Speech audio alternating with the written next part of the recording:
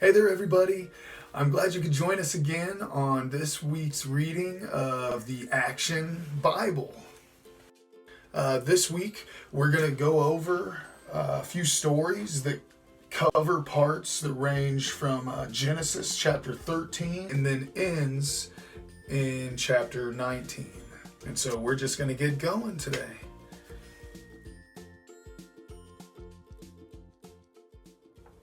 Abram has left Egypt with great wealth, but this blessing from Egypt turns out to be a curse in disguise.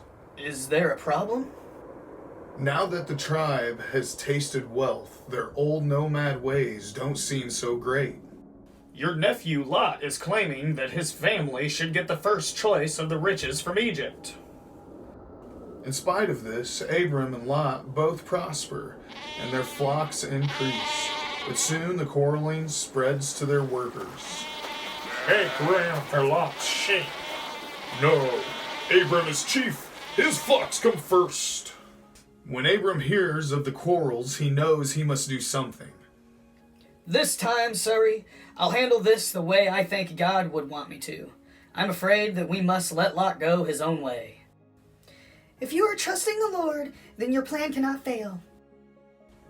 The next day, Abram seeks out his nephew. Come with me, Lot. I have a solution to our sheep problem. Families should never quarrel over possessions. Look, God's promised land is huge. Choose what part of it you want, and I will take what is left. That is very generous of you, Uncle Abram. I'll take the valley near the city of Sodom. Many years pass. Abram and Sarai are now old, and they have no children. But God repeats his promise. You will have more descendants than there are stars in the heavens. As a sign of his promise, God changes Abram's name to Abraham, which means father of many. God also changes Sarai's name to Sarah, which means princess, because she would be the mother of nations. But Sarah is too old to have children. Without any sons, how could Abraham's descendants be as numberless as the stars? Maybe God means you will have children, and not me. You should take my servant Hagar as a wife. She might have a son for me. God has promised me an heir. Perhaps this is the way. Hagar has a son, and he is the pride of Abraham's heart. My Ishmael is a talented boy. Remember, Hagar, you had a son for me. I adopted him. As Ishmael grows into boyhood, he is the center of attention throughout the camp, and the source of trouble between Hagar and Sarah. Someday my son will rule this whole tribe. Hagar gets more and more sure of herself every day.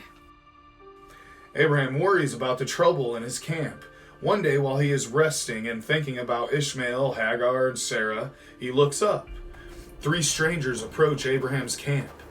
He greets them and invites them to rest and eat with him. While they are eating, one of the strangers gives Abraham surprising news. Your wife, Sarah, will have a son. I am too old to have children now. When the strangers leave, Abraham walks with them for a while. That city of Sodom is so wicked that God will have to destroy it. These must be messengers from God. They are talking about the place where Lot lives. Abraham pleads with God to save Sodom. Would you really destroy the righteous along with the wicked? What if there are even 50 good people in that city? Do they deserve to be destroyed? God agrees to save Sodom for the sake of 50 good men. But Abraham continues to bargain with God. What if there are 30 good men? Finally, he gets God to promise that the city will be saved, even if there are only 10 good men in it. Meanwhile, 2 of the angels have reached Sodom. Abraham's nephew Lot welcomes them. You are strangers here. Come stay at my home. No, it's okay. We'll spend the night out here. Trust me, the square is not safe. There's something strange about those 2 men. They're so pretty and probably rich. Let's rob them and have our way with them. Later that night, the wicked men gather a crowd and surround Lot's house. Those strangers in there, let us have them. No, don't do this wicked thing. We'll do worse things to you, Lot, if you don't send them out. Just as the mob reaches out for Lot, the two strangers pull him inside and bolt the door. Break the door down! Break down the door! Let's get them! Outside Lot's house in Sodom, the mob goes wild. As the men push against Lot's door, the angels showing their power strike the rioters blind. Help! I can't see! My eyes! Who hit me? Inside Lot's house, There are no righteous people left in this town. Run for your lives. The Lord sent us to destroy this wicked city. my family, I must save them. So early the next morning, the two angels lead Lot, his wife, and their two daughters away. Suddenly, all Sodom bursts into flame. Don't look back at the city, or you will also die. But it is my only home I've ever known. Lot's wife stops and looks back longingly. Instantly, she is turned into a pillar of salt. Only Lot and his two daughters escape God's punishment. Early the next morning, Abraham goes to the hilltop to worship and sees the thick smoke rising from the ruins of the wicked city. As surely as night follows day, destruction follows sin. O God, help me lead my people in the paths of righteousness. Wow, what a story. I'll tell you what, something I learned immediately from that story is that destruction follows sin. That's something that Abraham said at the very end of that.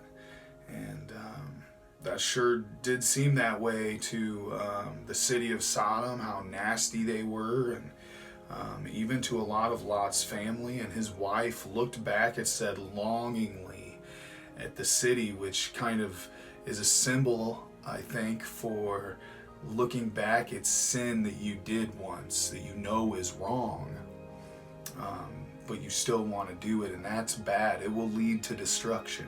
So I hope that you could think of some things that you might have learned from this today. Maybe talk with them, with your family, or with some friends on the phone. But stay connected, and I hope you can join us next time when we read more of the Action Bible.